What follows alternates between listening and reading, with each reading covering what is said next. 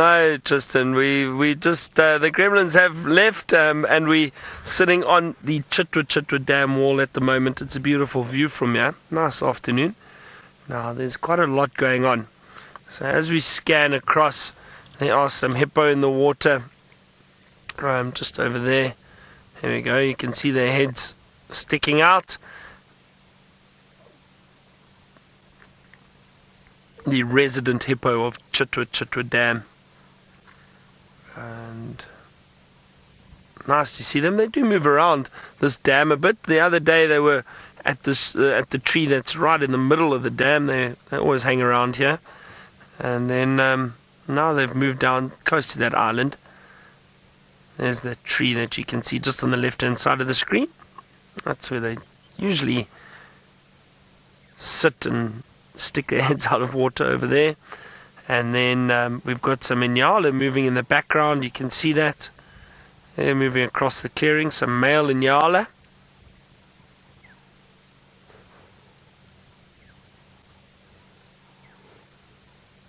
Nice to see them moving around in the clearings. And then we've got something else interesting that's out of the water at the moment, which I'm surprised because it hasn't been a warm day, and usually they bask in the sun on warm winter's days, but this crocodile has decided to come out today, and it's been quite cool all day, maybe still warming up a little bit. Look at that, and it's a big crocodile on the bank. I enjoy seeing the crocodiles. They're just so prehistoric. I love watching them and seeing them on the banks in winter. They do bask out of the water very often in winter, almost every day, because the water temperature obviously drops quite a bit, so they need to get a bit of sunlight to keep their body warm. But as I said, there wasn't much today, so I'm surprised the crocodile was out. Maybe it was a bit warmer out of the water than it was in the water.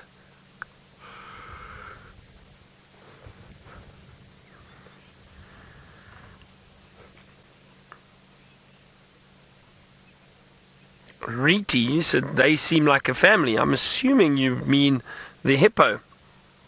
They do indeed. It looked like there was some youngsters there. We actually saw some young hippo there in this pod the other day. Two very young hippo. You can see they rest their heads on one another. That looks like a big male to the left, just judging by the size of the head. That's out. It looks much larger than the other hippo.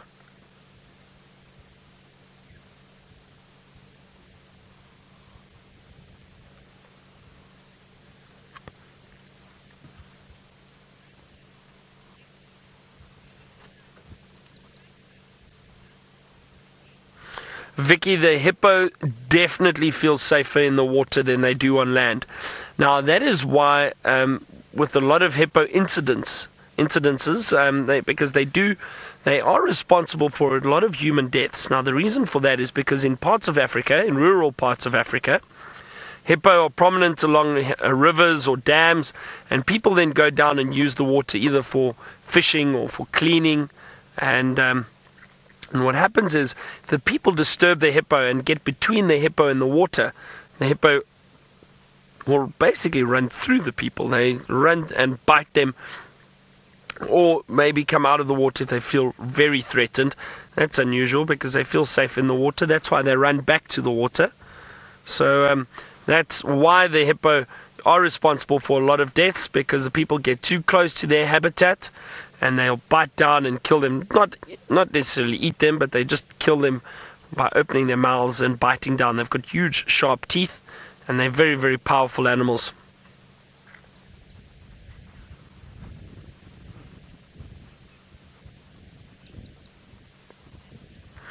Oh, Linda, you asked how large hippopods are, but now that's it's tricky to say. Generally, you could get a pod of 3 or 4, but then you could get pods of 20 to 30. In some parts of Africa, when it starts drying up in the dry season, the water areas become far fewer. and the water level drops. So hippos are then forced to share water holes a lot more than they usually would. So then you can get pods of 40 or 50 hippo in certain areas. I've seen that, but that's mainly in times of drought. But generally a pod is, it varies, maybe between 4 and 15 or so. I would say that's an average, somewhere around there. All depends on the size of the dam, depends on the availability of food around.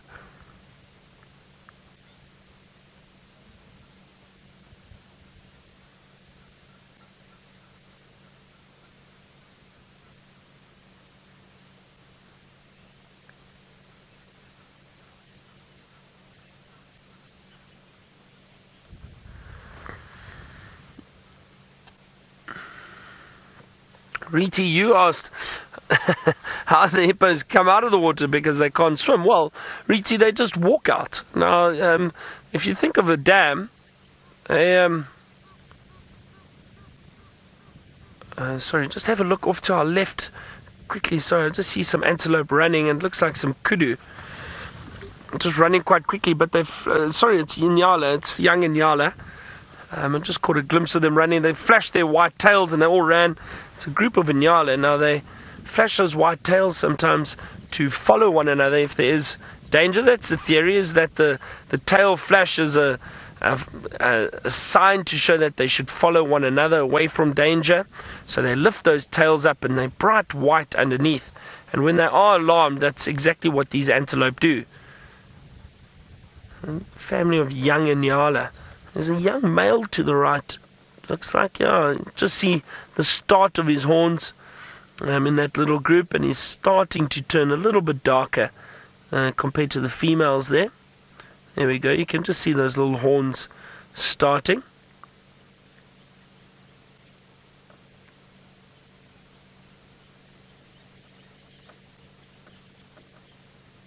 It's quite a quick, just a quick sprint for them across the clearing. It was interesting. I don't know why they decided to do that. Nothing's chasing them. And there's another Nyala coming down that's just walking through the clearing. Anyway, so Riti, as I was saying, the hippo just walk out of the water. These water holes, they basically just slope in. So it's easy for them to walk out. So that's all they do. It's the easiest way to get out of the dams or the water holes. Anyway, I think I'm going to get out of this area and go and find some more animals, hopefully. Let's head back to Tristan. I actually don't know what Tristan's up to now. Where is he? Well, Byron, wouldn't you like to know what we're up to and where we are? No, we're just checking around Nyala Road at the moment. Oh, life. And a Nyala, there we go. Aptly named road. That's very cool to see. Hello, Nyalas. Haven't seen these guys for a few days. And a very bewildered Impala. You are not a Nyala Impala. Why are you following them? There's a young male Impala that's just following these female Nyalas. Maybe he's a bit confused, as it is the rutting period. He's a bit confused as to what constitutes an Impala. Well, it is the modern day times, and we can't discriminate. Should he want to be friends with a Nyala, that's more than acceptable in the world. You can see how beautiful these Nyala are. They seriously are so exquisite. They've got this exotic look to them with these stripes and dots and just general sort of look about them that they come out of a storybook. And if you had to think of sort of exotic looking animals, you would think that they would have these stripes and dots and big ears and fluffy coats, and they really are very pretty. Now, no male around, it's just a female, and looks like her two offspring that she's, well, her last offspring, and then the one just prior to that she's got, and that's what is moving around with her. You can see that they both look like they're females. If they were males, they would have already started to get a much darker brown coloration, although the one on the right could potentially be a male. Difficult to tell from this angle. That's definitely a female that's moving off in that direction. And there comes the Impala to join. So, see why you're wondering why they're so stripy? Well, stripes out here help to camouflage. You see now that Nyala is behind the bush, those white stripes help to break up its outline, and it makes it almost impossible to see, as you can see by Ferg's clever little technique, that they blend in really well. So if it sits dead still, those white stripes just help to break up the body's outline, and because they spend a lot of time in thickets where there's dappled light, where you're going to get light and dark contrasts, so those white stripes just help to make the animal blend, and that's why they've got them. And you can see, just like the kudus, really large ears in relation to the size of the head. At the end of the day, they are part of the same family, so kudu, nyala and bushbuck, all related, as well as the eland up in the Mara. Now it seems like we were talking about gremlins just now, but it seems like Brent and Jamie have been battling them very, very hard the last few days, and hopefully they'll sort that out and they'll be with us a lot more in the coming days. But look at that. Isn't that a spectacular sky? I reckon, Ferg, we need to find ourselves a great place for sunset, because it's going to be phenomenal this evening. The sun is still quite high up. You can actually see the sun is sitting somewhere about there at the moment, just a little bit higher there, and so it's still got to come all the way down, and when it gets to this area, that is going to light up in these varying shades of oranges and pinks and yellows, and should be quite phenomenal. So I think we need to find our place somewhere where we're going to get a good view, and I think the best place would actually be Treehouse Dam Wall. That's where I reckon is going to be a good place, because I'm going to hedge my bet that there's going to be a leopard there, and we're going to get a sunset with a leopard, and that's going to make me one happy fella later in the day. There you can see the sun just poking through the clouds there. It's that sort of white hotness that's coming through, and that's because it's still being filtered a little bit by the clouds, but it is in that area at the moment. Ferg, I reckon we don't have much time, so let's start making our way to Treehouse Dam Wall if we are to get the sunset the way that we want it. So let's try head. We're going to head down Nyala Road South, see if we can't just quickly cross a Chelapan, and then we'll go down Pangolin Track to Treehouse Dam.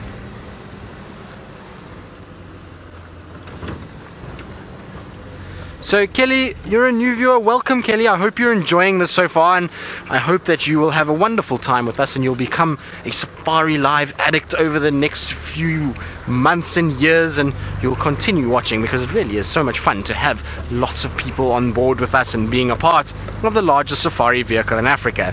And you're wondering when it rains. Well, it won't rain, it shouldn't rain now. It has rained the last 2 days, and I just say it shouldn't, but it has. And that's because we had a cold front that pushed up from Cape Town. But our rainfall season is normally from October until April. So that's when we get our rain, which coincides with the summer months here in the northern eastern corner of South Africa. And so that's when we get most of our rainfall. But the area that we're in is not a high rainfall area. We're not in a place where we get massive amounts of rain. We normally average about, I would say, it's between sort of 600 and 1,000 millimeters a year, but the average is closer towards 600 millimeters, which in inches, Ferg, maths? Ferg, that laugh was a laugh of don't ask me. Oh, stay there. Sorry, I've just been sidetracked by a virtual kukul. I don't know, maybe we can ask one of the girls in FC just to Google what 600 mils of rain is in inches. Now you can see there's a few leaves that were moving there, and there was a Birchel's kukul that was inside there, also known as the rainbird. And the reason why it's called a rainbird, since we're talking about rain, is because when this bird calls, it's a bio-indicator of rain. And there it is, just sitting on the edge. Are you going to stay there for us? You're such a pretty bird. Hopefully you will. No, to the right, Ferg, to the right. No. Closer towards this buffalo thorn. I don't know if you can see the buffalo thorn. You were in the right place. I don't know where. Oh, it's dropped down now. I can see it. It's a little bit lower down. Let me try go forward for you. So this is now turning into the bird expedition. It's just at the base of that tree there, Ferg. So I don't know if you move in, we might get a wing flap every now and then, but we're just going to have to punch in a little bit tighter. Just to the right, if you follow that fallen over branch, to the right, that's your left, other right. There we go, that fallen over branch over there. Yeah, just to the right of that at the base, there should be some movement in there. So I was saying that we're talking about rain, but this bird, when it calls, will indicate to us that there is rain coming, and it's very, very seldom that it's wrong. Unfortunately, it's bounced out of the way and gone down into that thicket, and I actually can't see it anymore. That's pretty typical of birds, though. They have wings, they fly. This is what happens from time to time. Oh well. Now, do we have an answer from the girls in FC as to how many inches that is? 600 millimeters? How many inches that is? Chantal? Alice? Anyone out there? Not yet. Okay. Don't worry. Probably got the wheel of death that you get, that multicolored wheel that's turning, and that's what my brain feels like now as I try and calculate this amount of sort of between inches and millimeters. Maths was never my strong point, so I feel like the hamster on the wheel on the computer screen is just turning and nothing's really coming out. You know, that frustrating wheel of death that you get. So hopefully my brain will unfreeze and an answer will come to me, and I'm going to just summon my powers to try and find out exactly what that is in inches. 33, is that right, Chantal? Is 33 or 23? 33. 23. So 23 inches a year is what we normally get, and that will fall normally in our summer months, but every now and then we will get clouds like this and a bit of rain that will come through, that will kind of just soak the land a little bit. But generally our rain in the winter months is negligible. The rain that we had over the last 2 days was a whopping 1 millimeter, which is, I mean, really it's not enough to settle the dust actually, so we can't really count that. We've got some more impalas. Guys, you left your friend behind with the nyalas. You need to go back and fetch him before he makes a bad name for himself. So here's our little bachelor group of impalas, and I'm pretty sure that male that we saw just now was part of this bachelor group, and he just got somehow separated, because from here to where the nyalas were is not really very far at all. I would say it's probably about 300 meters, and he's ended up following the wrong herd and not actually doing what he was supposed to be doing. So you guys need to go back and fetch your friend. I don't think they've ever heard of the bro code, never leave a man behind. What do you think, folk? Clearly not, no. They're young. They'll learn. The bro code is one that takes practice and learning, and eventually they'll get it right. Come on. Hello, guys. I don't want to chase you, but I want to try and sneak past because you want to get there for my sunset. And at this rate, I'm going to be about an hour late if we keep moving the way that we're moving at the moment. Now, impalas I know are so common, and we see them every day, but they really are beautiful animals, and you can't help but sometimes just stop and admire them. I always love, the best time for me to see an impala is early morning or late afternoon, when that sun is at a low angle and you get this orange light that filters down, and then you look at these impalas and they're almost like they're glowing. That coat picks up the light and they become these sort of orange balls of fluff that bound around through the bush. And particularly when you've got the babies around November, December, January time, and they bound around with lots of energy in the early mornings, that's when I really enjoy watching the impalas. Oh, are you a model? Yes, hello. He's almost have to say, look, I'll show you how beautiful we are. I just stepped out into the road and has made himself very visible. Yes, well done. Good runway turn as well. Yes, you've done well. You've passed model school. Congratulations. Yeah, exit stage right. Thanks, Vic. All right, gentlemen. We'll leave you to your night out. Remember, go fetch your friend. Right, well, we believe Byron is back from the world of Facebook and is ready to talk to all of us again. So let's go across to him and see what he's been up to and how his Facebook Lives were.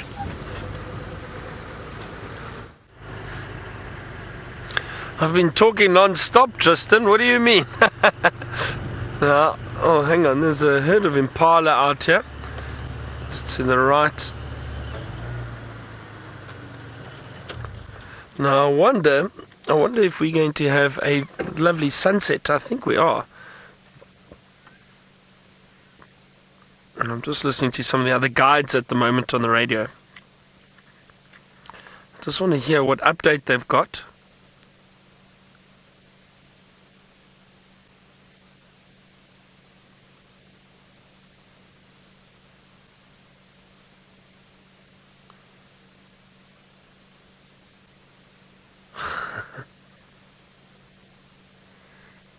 Or maybe it sounds like Herbert was out tracking. I'm sorry, I'm just listening at the moment to the radio. I'm not sure if he's had any luck.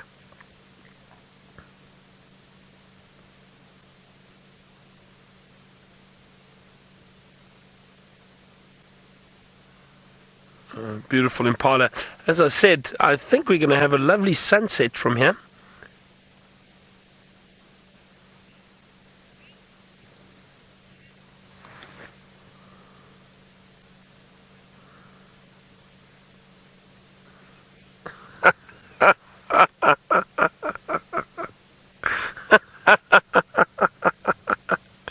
Bree, you say that the impala are orange balls of fluff like bouncy Cheetos.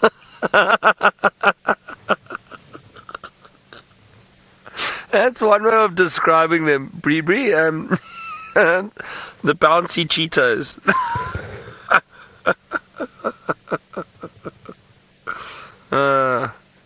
Actually, wouldn't mind some Cheetos now, actually. We don't really get them in South Africa. I do know what they are. Do you get them, Craig? Have you seen? I don't know. We used to get them. I haven't seen them for a long time, but I do know what they are. But how beautiful is that sunset that we've got with the cloud cover and that beautiful, beautiful light. Really spectacular. That makes for a wonderful picture, doesn't it?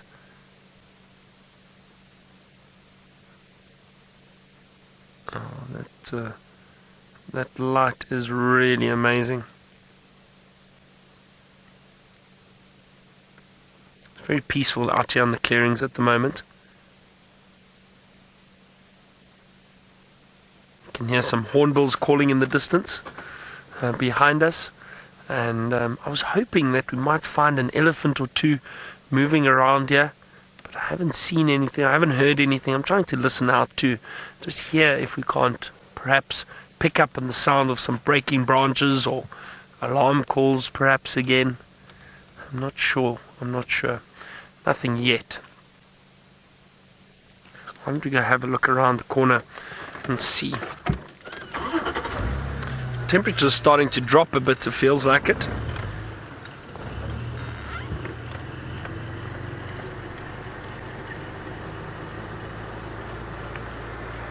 Is it Lita, age 8? You say there's so many... Oh, Mita. Hi, Mita. I'm sorry, I got your name wrong there for a second. You send us a lot of comments. Lovely to hear from you, Mita. And you said there are lots of impala today. Yeah, we have been seeing a lot of impala. And actually a lot of Nyala. There were a lot of Nyala at Chitwa Dam. Nice to see the Nyala.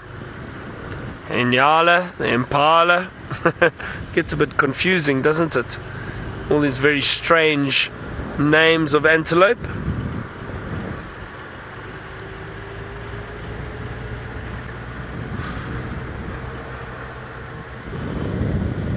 Really a beautiful sunset with those clouds. I'm probably going to stop on the airstrip again. We're very close to it. And just see. Oh dear, I'm sorry Chantal, you broke up quite a bit there, but we're going to head across to Tristan. I'm not sure what he's got. Let's go find out.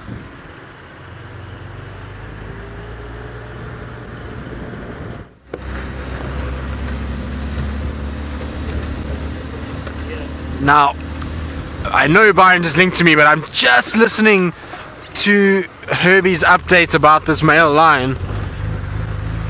But apparently he might have had some success, so I'm just trying to listen and just to hear.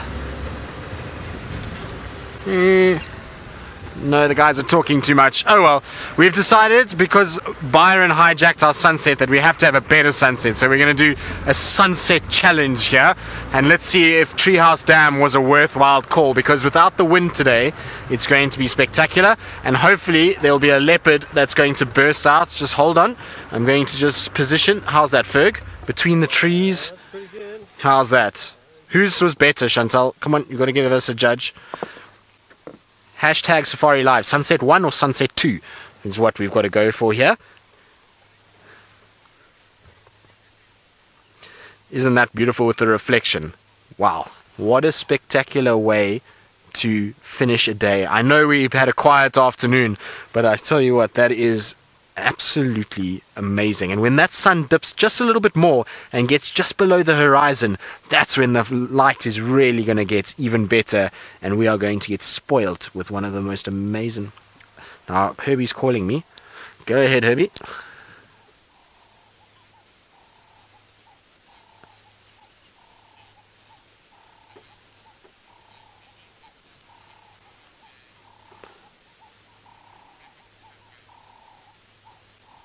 Okay, copy that. Thank you, Herbie. I'll be making my way there. So there we go. Herbie is a champion because he's now found this lion on foot, and so we are going to try and quickly see if we can't go and help him and find it with the vehicle. But he's done us a real treat. Well done, Herbie. What a champion. And Ferg, you're doing a spectacular job on our sunset too, because that is absolutely amazing. Right, now we've put in our sunset entry. It's not exactly what I wanted. I would have liked to have been here maybe 10 minutes later, but well, we've got a Birmingham mail to go and see, and so let's go and see what sunset Byron would like to enter into our competition.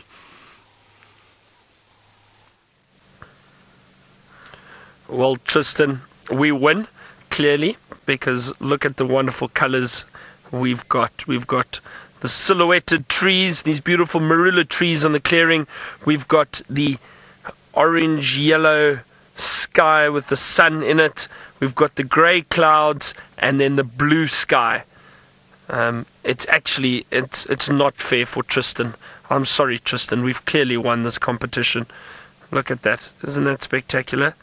I know we've got some time left for Tristan to try come up with something better, but I mean, I don't think he will. I don't think so. Ladies in the final control, what do you think? And viewers, what do you think so far of this sunset that we've got? I think it's got all the crucial ingredients of a beautiful sunset. Those colours, the blue sky. It's so lovely to see a bit of blue sky breaking through those grey clouds. So nice contrasting colours. Justin, good luck, buddy.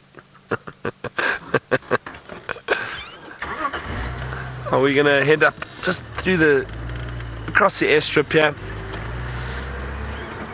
and see if we can find some wildlife somewhere around here?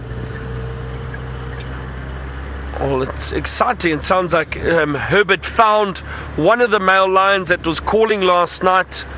And Herbert's such a skilled tracker. He's been looking this afternoon, helping us out. And to have Herbert's help. So thank you, Herbert. Thank you very, very much. And I hope Tristan manages to get into a position where he can view that male lion. I'm sure he will. The grass won't actually get green again now in the winter. Just with that little bit of rain that we had yesterday, it's not enough, Meter. It's not enough, and because this is our dry season, it won't cause the grass to go green. So we'll have to wait until the summer when we have a lot of rain again. Then the grass and the trees and everything becomes lush and green again, but not now. This won't be enough. Oh, the temperature's dropping quite a bit now.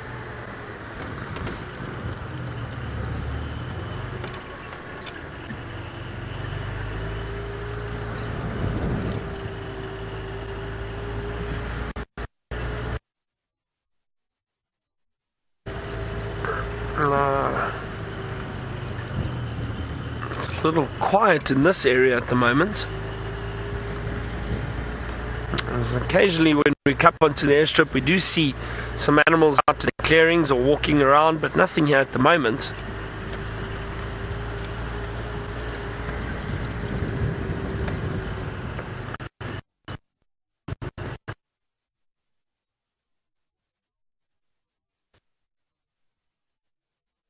It's okay. Well, just like you might have found something. Let's go and have a look.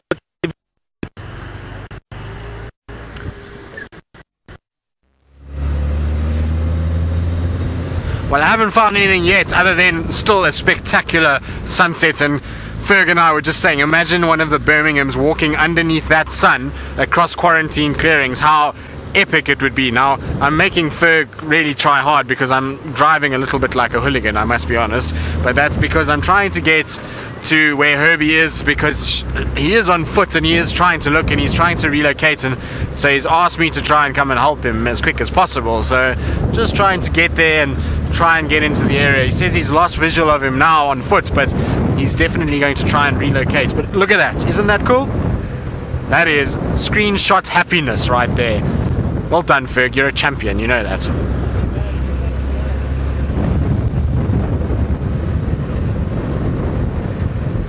Most of you are saying that it's an even split between Byron and I, and you can't choose. Well, I tell you what is a winner is just, well, all of us, we're winners to be able to experience this and to see something of that beauty every day. Well, not every day, but on a day like today, and that we can share it with all of you makes all of us winners. So that's actually a fair call. I think I'll take that perfectly fine. Well done, Batman. Well done, Ferg, because actually it's you guys that created the sunsets. We just drove the cars, really. So well done, guys. Sorry, Ferg. Harsh turn. We're almost there. Also, just another sort of update while I'm trying to get towards our Birmingham male lion is that there is the 2 male cheetah have just come out of Manyaleti and apparently are looking very good, and they've got nice full tummies, and they're on Buffel's Hook at the moment. So that's really good news as well, that they're doing well. It's always nice to hear about our cheetah brothers. Now, I'm just trying to get hold of Herbert because he's calling me, but everyone's talking so much that I can't actually get hold of him. Herbie. I'm on Gallagher shortcut now. I've just come past the road that goes to the pan. Just confirm you're on the next shortcut that goes up towards the fire break.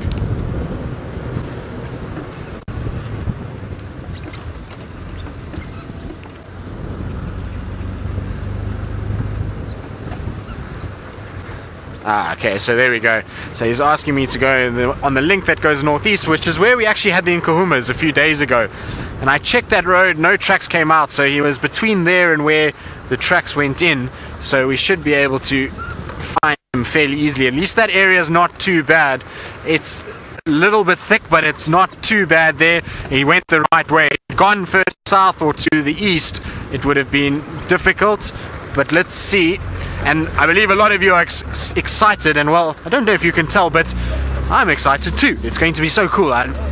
Male lion, and it's the perfect time to join a male lion sighting because it's that time of the day where maybe, just maybe, he's going to vocalize. Now, when you hear a lion vocalize, there is nothing better in this world, and that sound just cuts through to your chest and into your body and almost feels like your bones are being vibrated.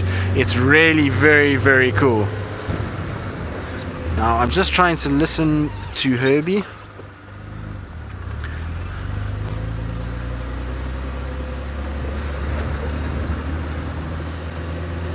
Now, I'm just, trying to hear where Herbie is. He's explaining to somebody else as well, so just trying to get a better sort of idea.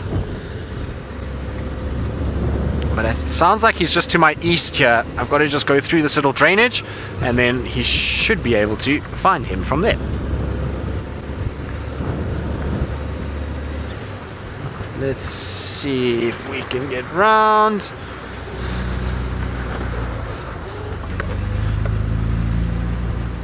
Right, now, while we try and get into the sighting and try and find Herbie, let's go across to Byron and see what his plan is. And hopefully, I'm really hoping that Byron is going to be managing to find a leopard. Ah, no, a gremlin's attacked him. Maybe he's in Mulawati Metropolis, or he's gone up to Nyala Road Heights, who knows.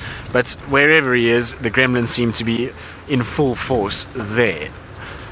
Now, let's see, where's Herbie's tracks from here? Hopefully I'll be able to see where he went off-road, because he went and got the car, and he's found it with the car now, so just got to try and see where he went off. It's got to pay a bit of attention to now, because there is a section here where it kind of goes and it's a little bit hard. Now let's see.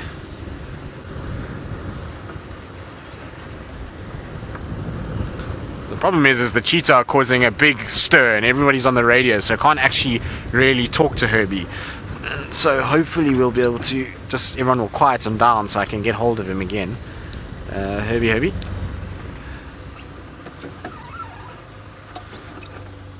Have you got my audio?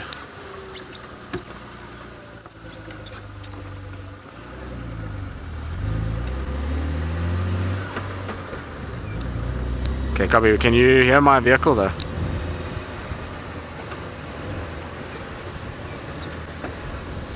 Confirm south.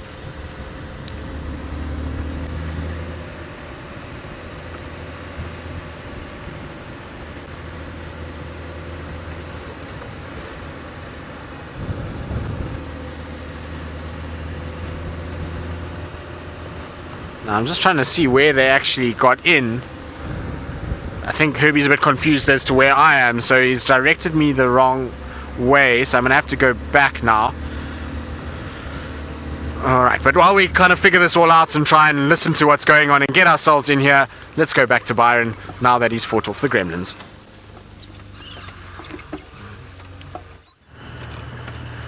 Yeah, we've been having a few issues with our signal this afternoon for some reason. Maybe it's the leaves, you never know out here. But we still haven't found any sign of any animals. I've been looking.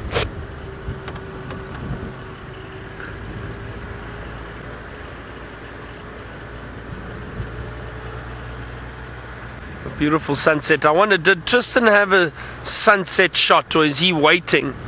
Is he waiting? I wonder if he's waiting. Because there's some beautiful light in the sky now. No! You can't say that. You can't say it's even between the two of us. Okay, it's fine. It's even, and then what we'll do is Tristan and I will arm wrestle this evening to see who the victor is.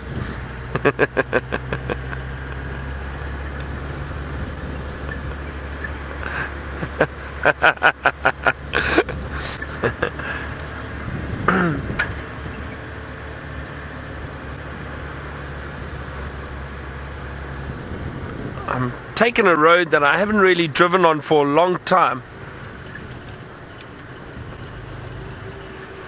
And we're having a school drive this afternoon, starting very soon in about 10 minutes.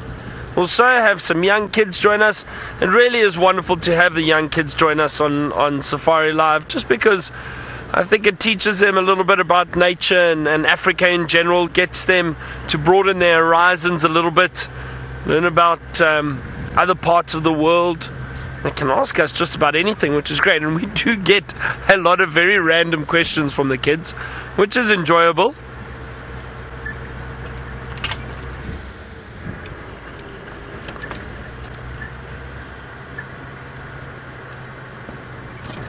Nate, you asked how fast Impala can run.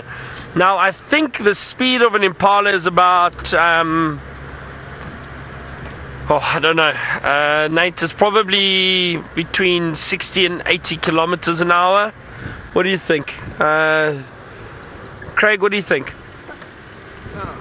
I don't know, about 60 to 80 kilometers an hour. Impala, incredibly fast.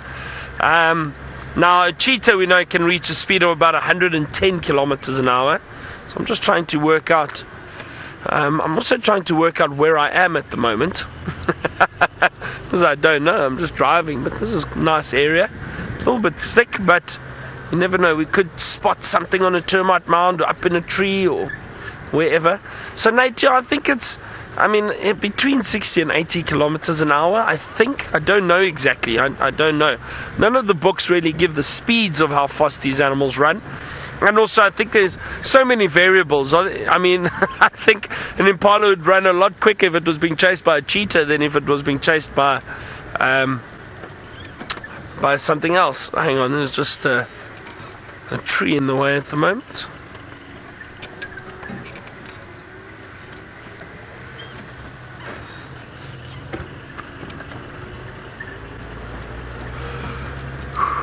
Sure.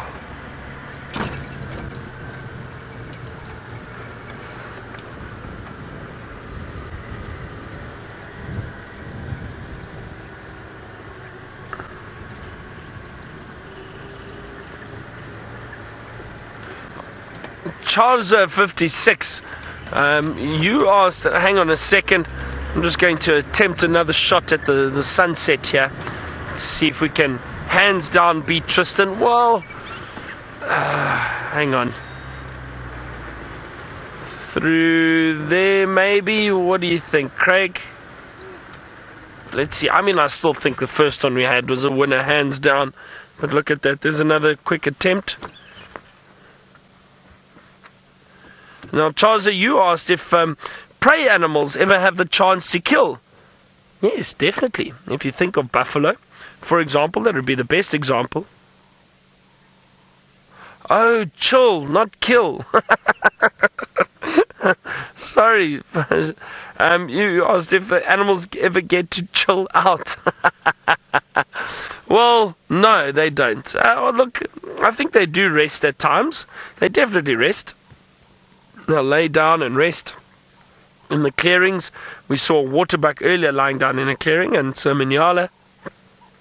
But generally, these animals all have to stay alert and keep a lookout for predators. Otherwise, they'll fall prey to them. So it's not a case of them sleeping or relaxing like we do. They'll rest, but they are still constantly aware and alert of what's going on around them. Isn't that sunset beautiful, huh? Really, really lovely. I still think the first one we had with the silhouette of those trees was beautiful. But it just, I mean, hey, to have options of sunsets, now that's something special. That's very, very pretty.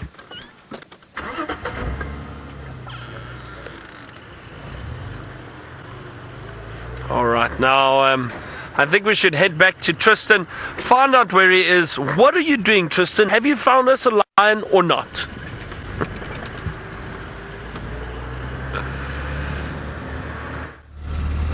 Well, we have, and we got to Galago Pan, and we tried to get ourselves into a situation where we were going to see perfectly with the sunset, but he didn't. Herbie, you're a champion. Thank you, buddy. So Herbie has once again come through. Oh, there we are. Right, yeah, I didn't expect him to be so close. But there we go. How cool is this?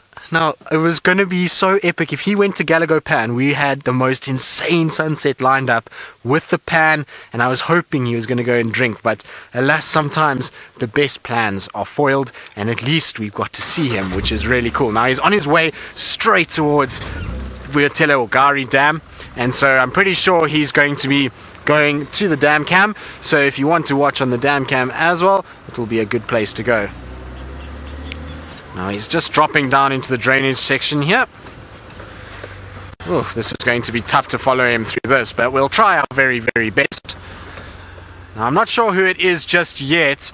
I know it's quite a dark male, so I know Tinyo is one of the darker of the Birmingham boys, so I think it could be him that is here. Of course, this is a massive speculation from where I am, but I think it's him. Just looking at that lip as well, it looks like it could be him. So let's see how he goes. But yes, come back to the road. That's going to be much better if you do. There we go. Lots of scent marking, and I'm pretty sure that we're going to get some roaring tonight. If he's scent marking like this, I wouldn't be surprised we hear some roaring. Isn't this cool?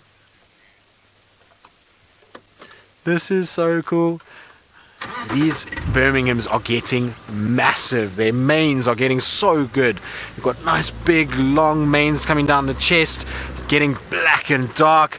And if you look at a picture of these guys from a year ago, they don't look anything like what you're seeing now. Oh, I don't know. This is going to be tough if he's going to go through here. He will eventually get to the dam, but it's not going to be easy to follow him through this lot. Let's see, we'll try follow him. It's going to be an adventure nonetheless, Ferg. So I hope you've got your hard hat on, because here we go. Adventure is what you're here for. That was said like a true adventurer.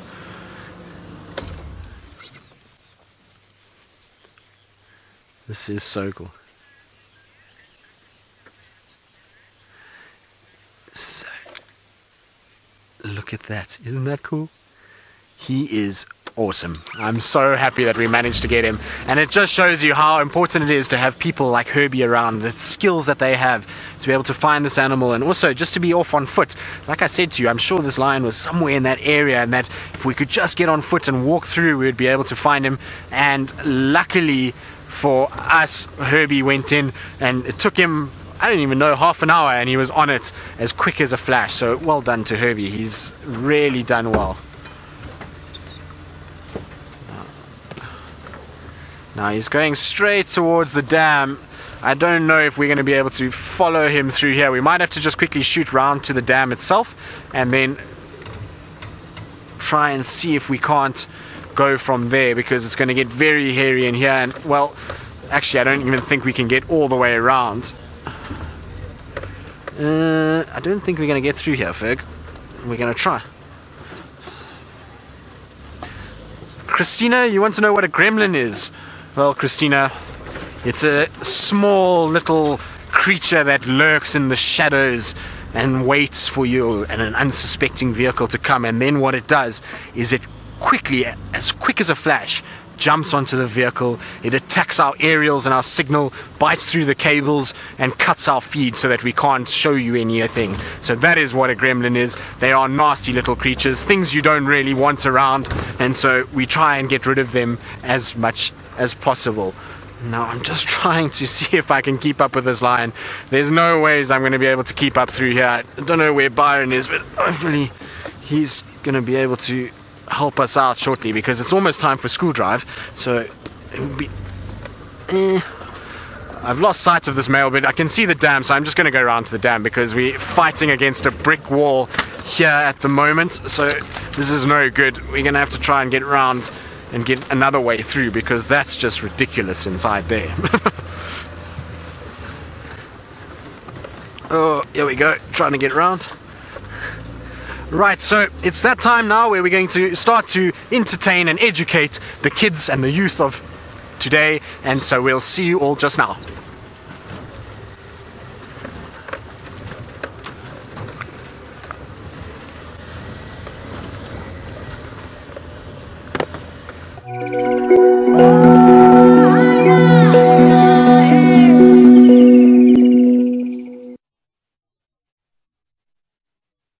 Good afternoon, everyone, and welcome to our school drive. Now we've got 3 schools joining us this afternoon: Cesar Chavez, Rockwood and Jefferson Elementary Schools. Lovely to have all of you with us, and you're joining us at a great time. There's been a bit of excitement this afternoon, and I'm going to save a surprise for you a little bit later. My friend Tristan is also out on game drive this afternoon.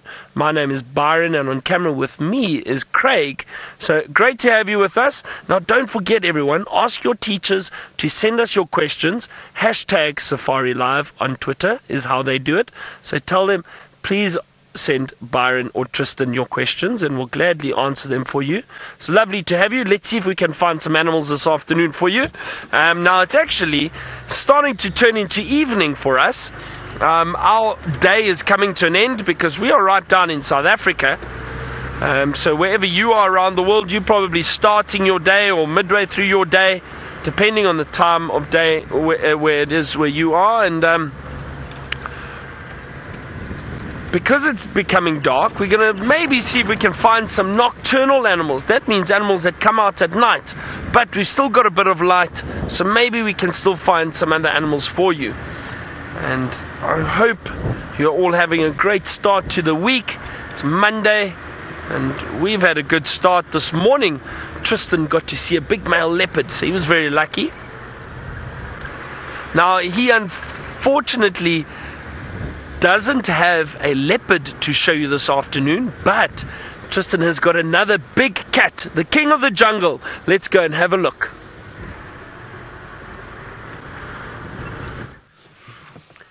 Indeed, we are really lucky that we've managed to find a big male lion that's walking towards us. Now, my name is Tristan, and on camera today I've got Ferg, and as Byron mentioned, the king of the jungle is walking straight towards us. So it is a very, very warm welcome to all the schools that are joining us, as well as the fact that I hope you're going to enjoy what we're about to show you, because it is absolutely beautiful.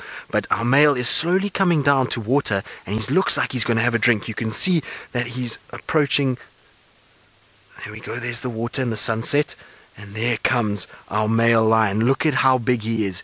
He is massive, and you can see his big dark mane, and it's interesting because I didn't think he would be walking at this time. It's a little bit early for the lion to start walking because he knows that normally they're dark time and the night is the best time to walk around because he can go without being seen. So I'm surprised that he's up just yet, but I'm super thankful that he is, because it means that we can show all of you.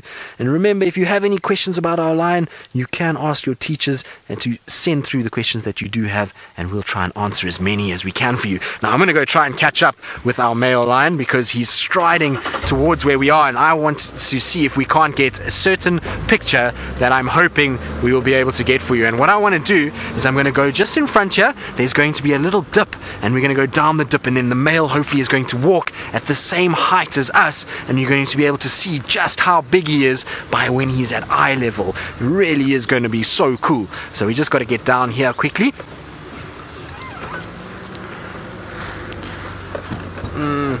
And this is exciting because we've been trying to find this male lion all afternoon, and we've really been struggling. We were driving round and round and round and we couldn't find him, but now all of a sudden he's come out of the bushes, and hopefully he's going to come just straight over the front. And there he's going. So he should come right here, and he'll come past us on the left hand side. Now this male lion is part of a coalition of 4. Now the word coalition, it means a group of males together. So it's him and his siblings or other males that were born into the same pride as him that walk around together, and they are the dominant males in this area. They look after this whole section and make sure that they keep this area safe for their females and make sure that there's no other males that come here. Now he's going to walk out. There he comes. Look at him. Isn't he beautiful? And you can see he's got a bit of a cut under his eye because the wild lions here, they have to fight to defend their territory. And there he goes. And it's not every day that you're going to get an eye-level view of a big male lion as he walks along. Isn't that wonderful? Look at the size of him. He is huge. So if you want to know how big he is, he's probably, I would say, he weighs close to about 500 pounds. And he is the size of, well, I suppose, what would be a good thing to reference for maybe a large cow in terms of his weight. That's probably about the best thing. I was trying to think of something that would be in the North America that we could reference in terms of size, but there really isn't very much that is the same size as a lion out that way. So hopefully we'll be able to catch up with him, and he's not going to go into too much of a thicket because the area that we're in is a very dense thicket to our south, and it's going to be very difficult to be able to see him. Now remember, you can ask any questions that if you do have. Just remember to send to your teacher and she'll tell me and I can answer the questions for you.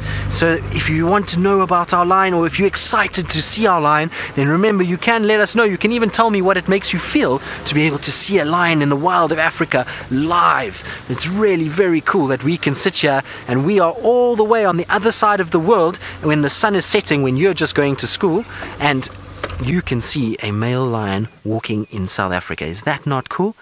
Now our lion was a bit unsure of which way he wanted to go, so now he's going around the cars. So we're going to try and see if we can't just keep up with him as he goes round.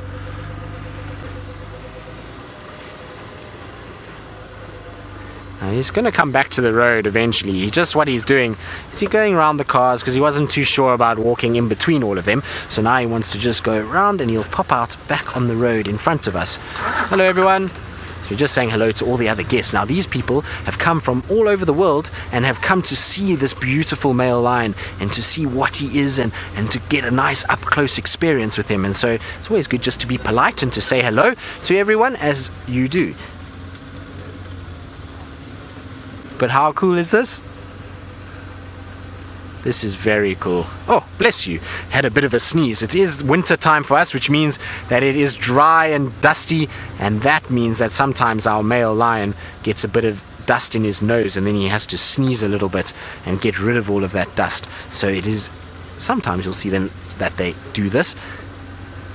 I wonder if he's going to just keep on going. I don't think he's going to be hunting because I saw him walking past some antelope earlier that are like your deer. They're called Nyala, and the Nyala went running and our male lion didn't even look at him. He just carried on walking and was not interested in hunting at all. It looks like what he's doing is doing a territorial patrol. Now, a territory is an area where our lions will try and check and make sure they use their urine or their wee to be able to mark a territory so that other males don't come in. And so what he's doing is he's going to go up to the trees and he's going to lift his tail and he's going to spray his wee on the tree itself so as to tell other male lions, this is my territory, you must stay away, don't come near, I don't want to see you in this area, let alone even smell you. So that's what he's trying to do.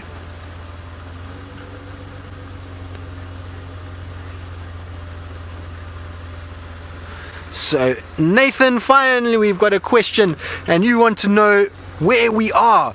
Well, Nathan, thank you for being brave enough to ask. We are in the northeastern corner of South Africa. South Africa? Oh, excuse me, Nathan, I just just swallowed a fly, so that's not good. These things happen sometimes as you're driving along. A fly just went down my throat. Oopsie. But we are in the northeastern corner of South Africa, right on the southern tip of the continent of Africa, so it is really a very pretty place, and we have lots of wildlife in this northeastern corner, and we're in one of the biggest game reserves in the world, and this game reserve is called the Greater Kruger National Park, and it is massive. It is about 8 million acres, which means these animals can move around in that bigger space. It's huge, huge, huge, and so that's why we have lots of big animals like the elephants and the lions and all of these others that roam around in this area. But let's try catch up with our lion because he's leaving me behind because I was choking on the fly. Oopsie. I did catch the fly with my tongue. I was like a chameleon, Ferg, except that I didn't really want to. It wasn't very tasty, and most of the flies out here are landing on all kinds of dung, so they land on the poo for lots of these animals, and you don't want to eat flies here. So I'm not really that happy that I swallowed it, but well, it's extra protein, and so it's not going to kill me, and I'll be all right. Hello, everyone. So we're just greeting everyone as we go by. It's good manners to say hello to people. Did I wave like the Queen of England? Well, thank you, Ferg. I try my best. Now, I wonder... There we go. There's our little majesty wave. So when you're in England, remember to wave like this as you go past. And hopefully you won't be seeing a male lion walking down the road in England. Otherwise, there will be panic going on. But isn't he cool? We're so lucky to see him. Like I say, we've been trying the whole afternoon to find him, and all of a sudden, as that sun set, he just came striding out of the bush, and we were able then to follow him. And one of our good friends and one of the guys that works with us, he was able to find him on foot. So sometimes what we'll do is to try and find these animals is we'll try and find where their footprint goes, and then what we do is we then follow the footprints into the bush until we find the animal. And so Herbie, who works with us, he found this lion on foot, and then the lion started to walk out into the open. So we were very, very cool. Right, now I'm going to put some lights on because, well, it's getting dark and we want to see our lion, so we're going to put some lights on. We're also going to play hopscotch now because we've got lots of vehicles with us and they all want to see the lion, and so what we have to do is give everyone a chance. So we just leapfrog each other as we go forward, so every now and then you'll see I'm going to move out the way and let somebody else come past.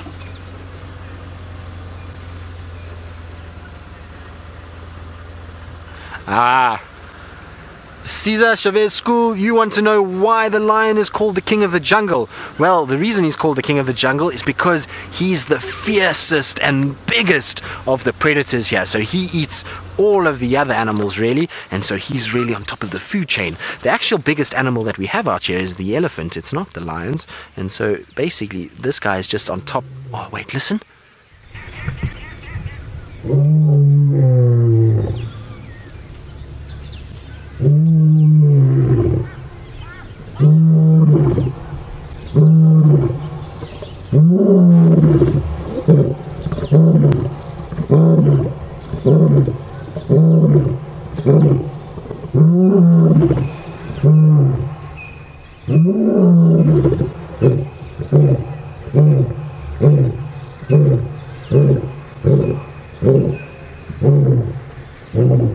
Isn't that cool? So that's our male lion telling everybody this is my territory. So he's roaring to tell them all, and also to contact his coalition members. So he's trying to tell everybody that, where are you, my brothers? Where can I find you? As well as to tell other males that he is the dominant male here and everybody must stay away. But isn't that sound the coolest thing? It's one of the loudest sounds that we get here in Africa, and when he roars at you like that, it makes your bones shiver. So that is so special to see that. We're very, very lucky, and I was hoping he was going to roar for all of you because it's very exciting when he does. Now, I was just telling the others to come past us so that they can go and catch up with the line, and we'll fall to the back of the line so that we can then hop frog and get into the front again. So for a little bit of time, we're going to have to drive behind the others.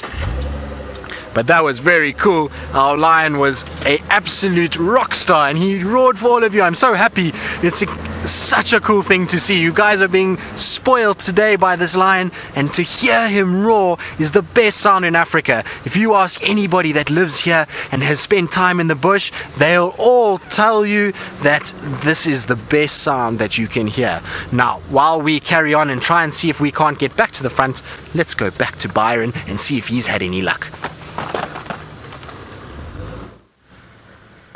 Hello everyone, just give me a second. I just want to chat to a friend of mine on the boundary. How's it, Peter? Good and you? Is it? Okay, great.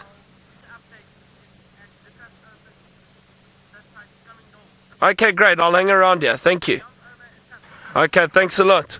Oh, well, that's great. It sounds like there's a male lion heading this way, everyone. So that's good. Maybe a different male from the one that that Tristan has got.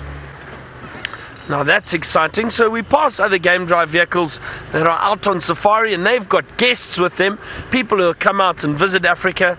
So I'm going to hang around here and see. Maybe this male lion jumps out and crosses and comes onto our side from the neighboring property. Now I think maybe why that lion's moving has possibly got to do with that male lion that was calling. So with that male that Tristan had giving that beautiful roar, that will alert other lions and help him find other lions like his brothers. He's part of a coalition of 4 brothers. That's why those males are together. And with them roaring, that's how they communicate, to either find each other or to warn other lions that this is his territory and they must stay away. So that is really, really good. So I'm going to hang around here a little bit, and maybe we get to see this male lion crossing and follow him too. That would be exciting. Let's see.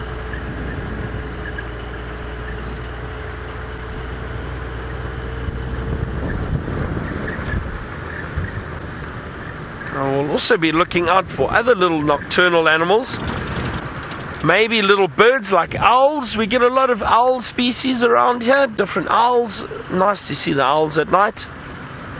And who knows what else we can bump into.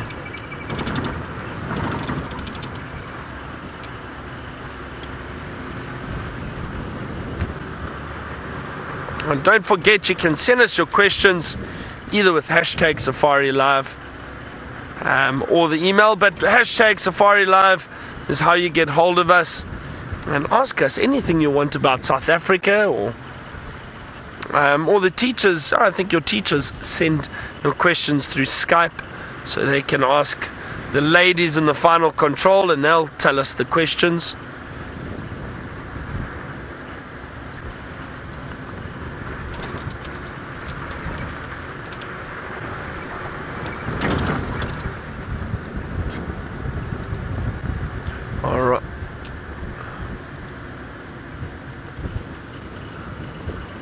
Just looking through these bushes to see if we can't find anything.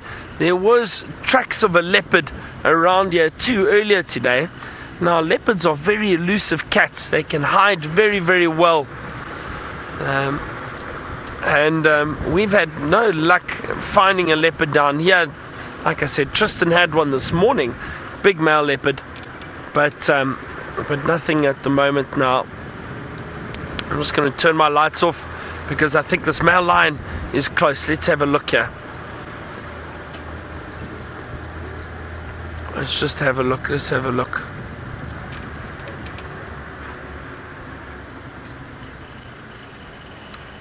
Now Let's see. Is he here yet?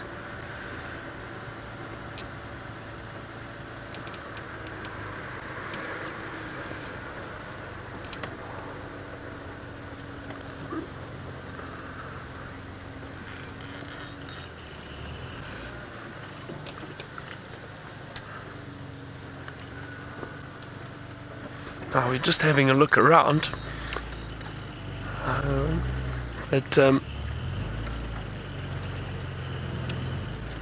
Alright, now Tristan has still got that other male lion, so let's head back to Tristan and see what it's doing.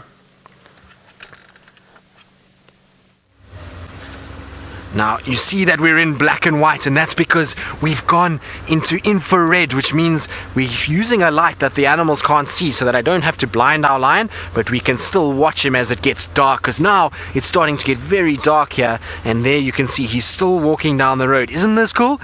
So we're seeing in a wavelength of light that is not easy to see at all. Now, I'm just going to try and see if we can't pull off here. There's a little gap that we're going to pull off now, and we're going to let another vehicle come past again, because this is how we do it. So we have to go in and out, in and out, in and out, and we'll try and see if we can't get to an area just now where we can get in front of him, so I can show you his beautiful face and his really nice big mane, because he's got such a pretty mane, this male, nice and dark and big.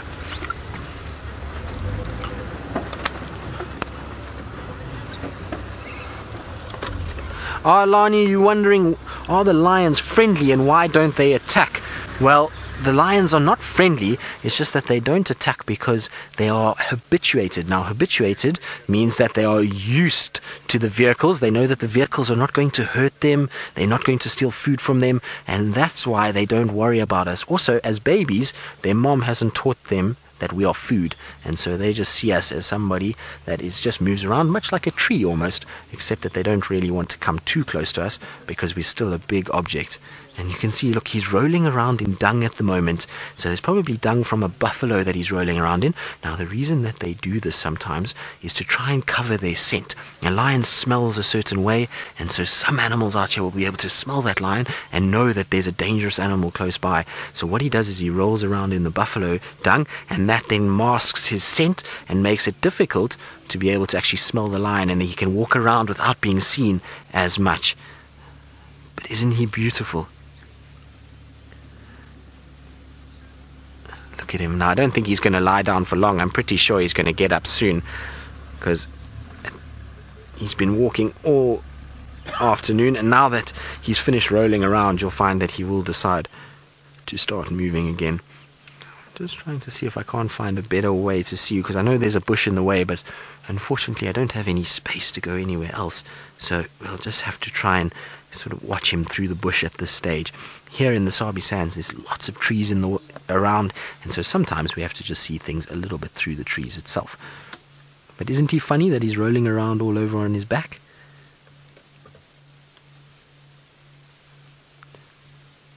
There we go. Now he's back over again. And look at the teeth. Do you see how big his teeth are? He's got very big teeth, and he needs those big teeth because when he catches food, the four big canines on the top and bottom of the jaw, they're going to be used to try and kill the animal that he catches. And then he's got other teeth in his mouth on the side that are like triangles, and those triangles will basically cut little chunks of meat off, and that's how he eats. It's a little bit different to the cows and the other animals that will use big flat teeth to grind down the food and make sure that it is all in small little bits. The lions just want big chunks, and they'll then cut those chunks off and then eat them. Look at the size of his feet as well. You see how big his paws are? So Nehan, you want to know, does the lion have a name? Well, Nehan, he does. His name is Tinyo, which means tooth.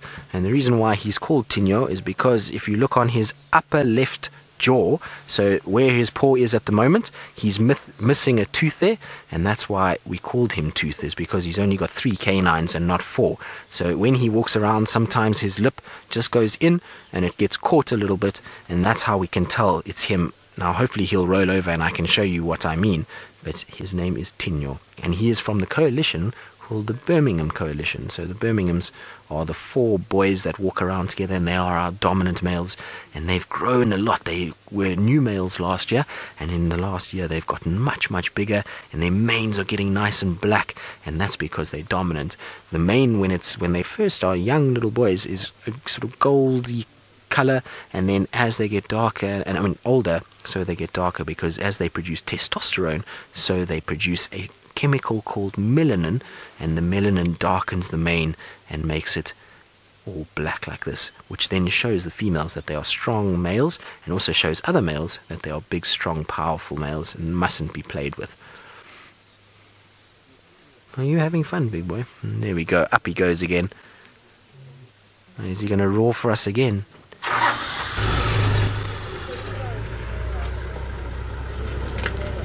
Now, like I said, unfortunately we are at the back of the line again, so we're going to have to just let him go, and we're going to wait for the others to come past us, and then, but he is going to roar again.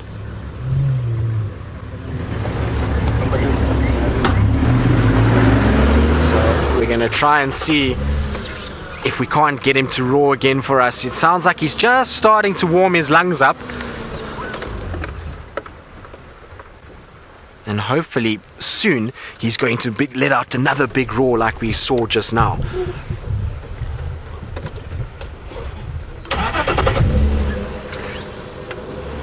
Right, now we're going to try and see if we can't get to the front again, and while we do that, Byron has got the complete opposite of a lion and has got a little bunny to show you.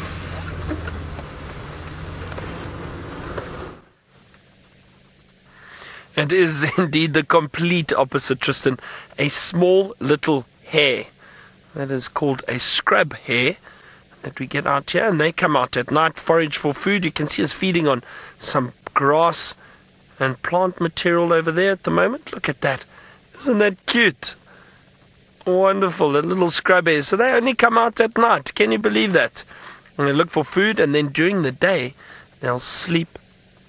They'll sleep in the thickets, in a thick, dense bush. They'll rest there during the day and then move around at night. Very beautiful, lovely little creature. Little scrub hare, very fast. Oh, there he goes, gone. Very fast and agile. They can run around very quickly. It's lovely to see a little scrub hare. Oh, he's still running down the road. He'll probably disappear off the road soon. I'm just going to turn my lights off so we don't disturb him too much. There he goes. Off he goes into the thick little bush.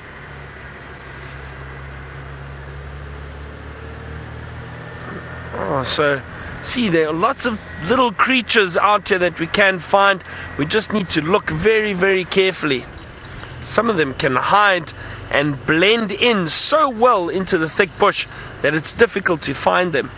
Now, we didn't have any luck with the lion that we were hoping to see, but I'm glad Tristan still has his, and he's been able to follow around.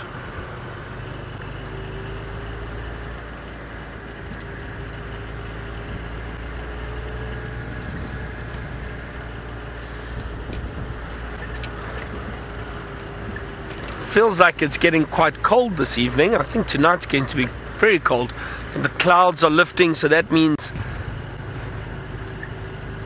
Oh, hang on. The lion's walking close to Tristan. Let's go have a look.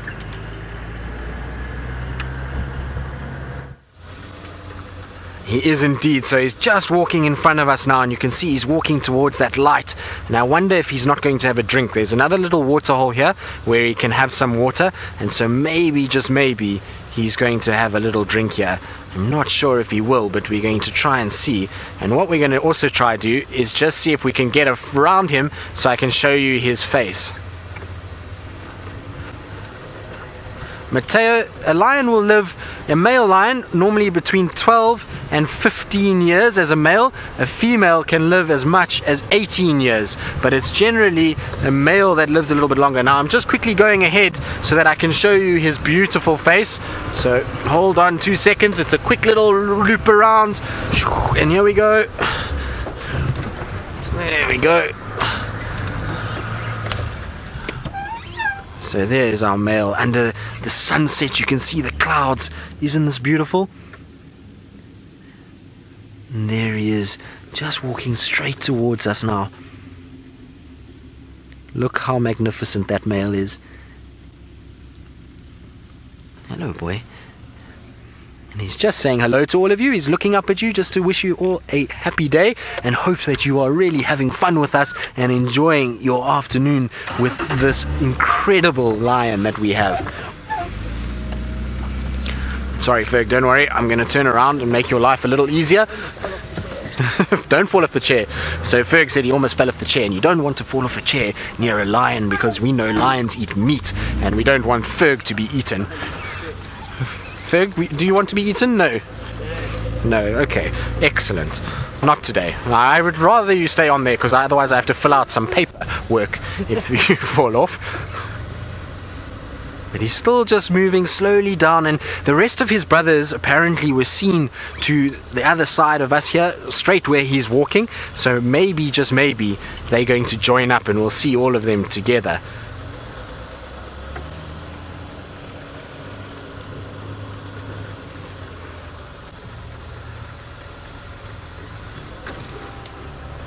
You can see he's still just walking straight, and this is why male lions can move big distances at night, is because they look for their brothers and they also patrol their territory, and so it means they cover a lot of distance and they can go quite far. Sometimes they'll even walk as much as, I was just listening to some impalas alarm calling at him, but they can move sometimes more than 10 miles in a night just trying to patrol their territory.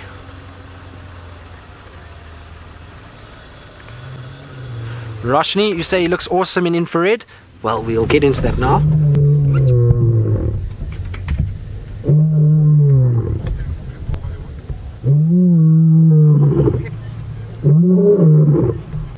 Look at the saliva coming out.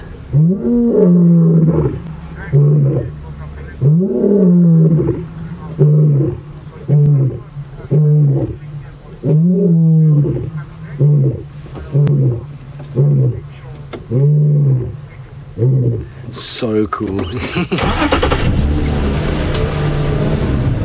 So, Andresia, you say crazy cool. Well, there doesn't get anything better than that. That is my favorite sound in the whole world. I absolutely love listening to male lions roar. It is so nice to hear them, and it is crazy cool. It's as cool as it gets, really. So we're very fortunate to be able to be experiencing this.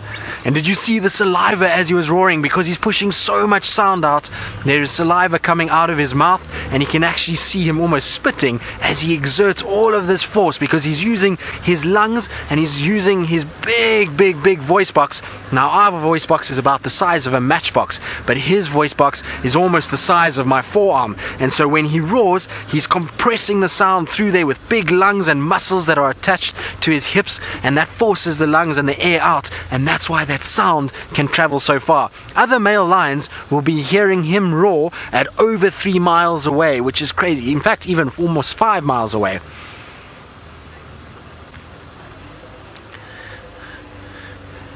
So Nathan, you say how far can his roar be heard? As I just said, as much as 5 miles away. So he can be heard a long way if you're another lion. Us as people, we'll only hear them at about 3 miles, but that's still a long way. Imagine trying to shout and hear your friend at 3 miles away. It's going to be very difficult. You probably won't hear him at all. But this is cool. We're being so spoilt at the moment. And the fact that he's just walking down the road for us just makes life that much better.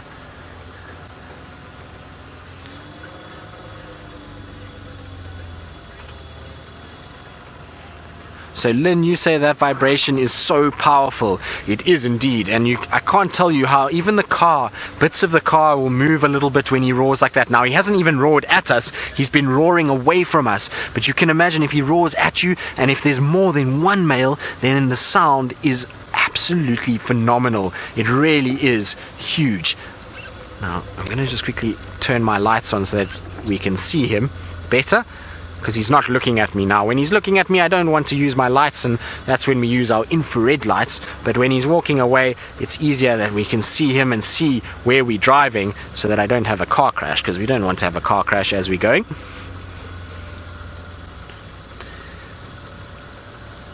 Now you see how he's got a black tail Now the reason he's got a black tail is because that's when he's following. He wants his brothers, or if his brothers are following him, or if he's with other lions, they can see him as he walks through the grass, and that allows him then to be able to follow one another, and also for him to be able to see his friends. Now I'm going to try pull off a little bit more because we need to let our friends come past, talking about friends, and let them have a nice sight as well. So we'll let them come through. And there he goes. He's just going to carry on down the road and keep walking, and we're going to keep following him as well, and we'll just keep leapfrogging as we go. Now we're going to carry on following our lion, and Byron is still looking for other animals that come out at night.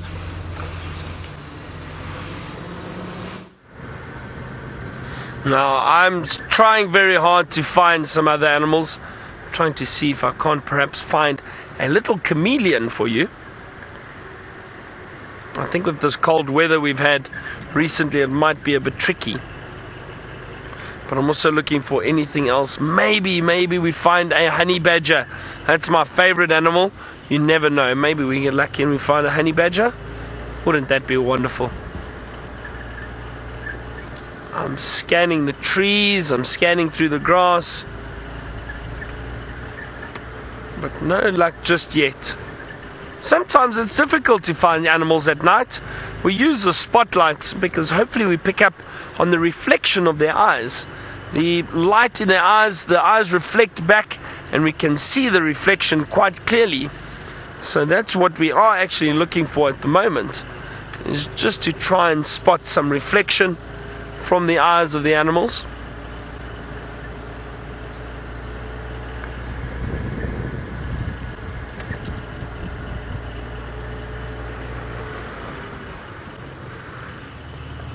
But it's been quiet on our side this evening so far.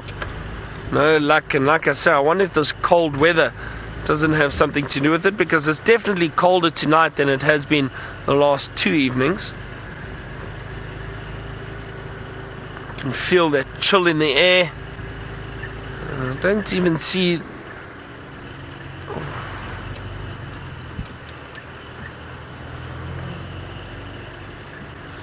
So let's see. Oh, hang on, a Bushbaby, everyone. There it is. Oh, quickly. It's jumping. There it is, straight up ahead. Can you see it there, Craig? Oh, where'd he go now? It was in there. Hold on. There is still just through the back. Hold on. Let me see if I can get you another view of the Bushbaby. Wow, we've been very fortunate. Straight through there, Craig. Through the center of the spotlight. It was in there somewhere. There we go. Look there, everyone. The Bushbaby. A little Bushbaby. Wonderful. And a small nocturnal little primate that we see around here. I've been lucky. I've seen some Bushbabies the last 3 evenings. It's turned its head to us now. Can you see that? Very, very small, big ears. A long tail. Hopefully it turns its face this way. But look at that, how well hidden it is in the tree. Oh, well done, Craig. Gee, sometimes I'm amazed at how the cameramen pick these little creatures up with the camera, because it's sometimes hard to spot with the eye, never mind with the camera. Very, very cute little creature. Little Bushbaby. Hopefully he turns his... I'm just going to drop the light a little bit. There we go. Jules, thank you very much. You say I managed to find the invisible Bushbaby all the time. Just been lucky, really. Look at that there. It's cleaning itself. Such a beautiful little creature. Small little Bushbaby. I love seeing them. They are so cute.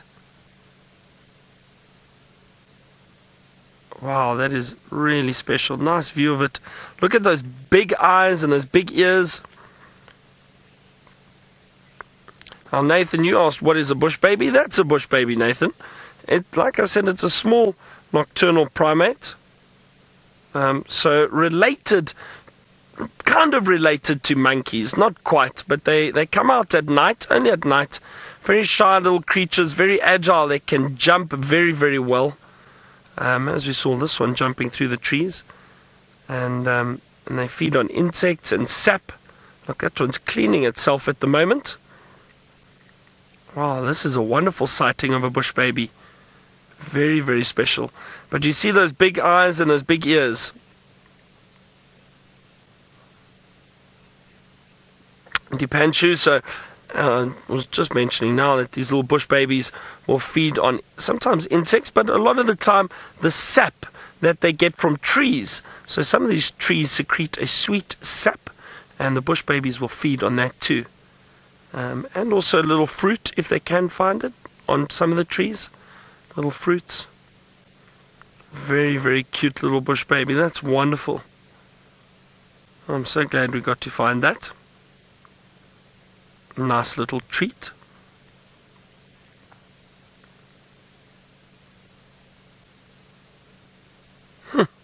This is the most relaxed I've seen a bush baby for a long time. Often they jump away quite quickly. Maybe it's got something to do with the cold air. They do take time to warm up and get really active. But this one's also just cleaning itself. Very interesting little creatures.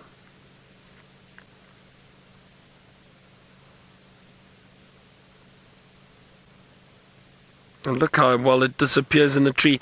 I'm going to take the spotlight off of him now. We've had such a lovely view of him. And I'm sure he's going to jump away soon. Laura, you asked if there are bush babies on the island of Madagascar. Now, Laura, I'm trying to think. I don't know. I don't know if there are bush babies there. I know there are lemurs. Now, lemurs also fall part of the primate family. So kind of distant cousins of monkeys, but lemurs are part of the primate family. Now they occur in Madagascar. I'm not sure about bush babies, to be honest. I've never been to Madagascar, so I don't know. I'm really, really not sure.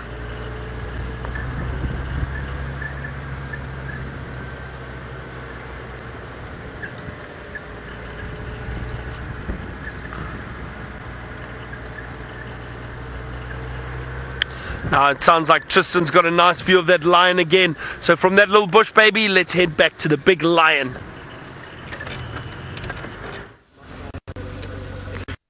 Well, we are still trying to keep up with our lion. He's just going round the corner, but he is slowly but surely heading to our southern boundary. So he's going to probably, in all likelihood, cross out. Now I'm going to have to turn off my light so that I don't blind the guys in front of us. You can see they're using their flashlight to see what's going on, and so we don't want to blind them because they are in front of us. And he is just moving slowly down towards a big dam, and I thought he was going to drink, but it doesn't look like he's going to drink. Tina, you're wondering if the light bothers him? No, not really. If you don't shine it in his eyes, then he doesn't worry too much. When you shine it in his eyes, then he gets a little bit upset and he doesn't like it too much because it's very bright. But the thing about a lion's eyes is that its pupil can move very quickly, and so it's able to see what's going on, and it can adjust its pupil so that not a little bit of less light comes in or more light comes in, and so that keeps it from being hurt in any way at all. The system of the dead animals don't have that situation. They unfortunately can't do that. Now it looks like he's going off into the thicket, so I think we might have to leave him there as he goes, because I don't think we're going to be able to follow him through there. But he was so good to us and he let us see lots of him, so I'm going to try and probably leave him there as he strides off into the thicket itself. But that was so amazing. Very, very cool.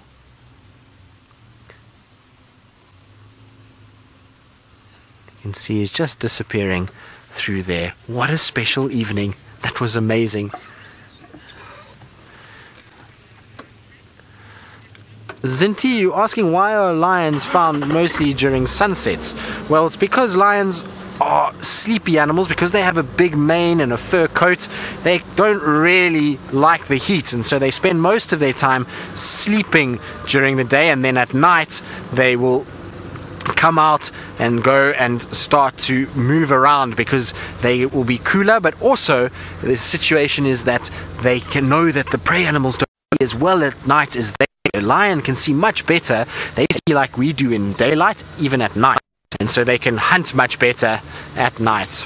And that's why you find that they move more in the evenings. Also, when it gets dark, they know it's time to roar and to make sure that they tell everybody what's going on before the night starts. And so that's why they're up at that time. Right, we're going to go through an area where we got a little bit of bad signal, and that means that we might break up. And so before we do that, let's go to Byron and see if he's had any more luck.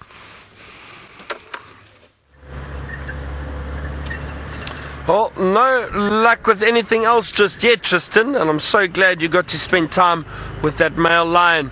Now we're slowly heading back to camp, and we'll see if we can find anything with the last few minutes that we have. And I really hope you've enjoyed the drive with us.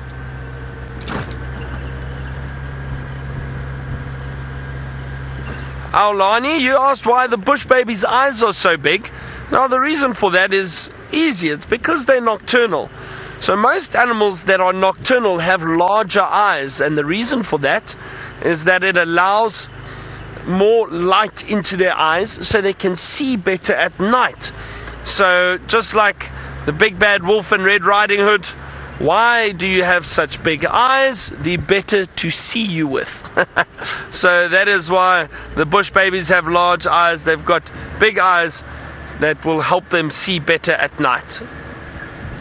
Just like some of the nocturnal birds we see at night, also big eyes to help them see better. Now, a big thank you to the schools for joining us this evening. Hope you've enjoyed it. You got to see a lion and got to see a Bushbaby. So hopefully you'll join us again soon on Safari Live and learn some more about Africa and the wonderful wildlife we have.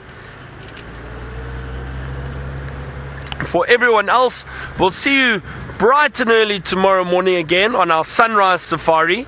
Big thank you to Tristan and Fergus on the other vehicle, and a huge thank you to Chantel and Alice in the final control, and obviously a big thank you to all our viewers for the questions. From myself, Byron, and Craig on camera, good night everybody, goodbye, we'll see you all soon.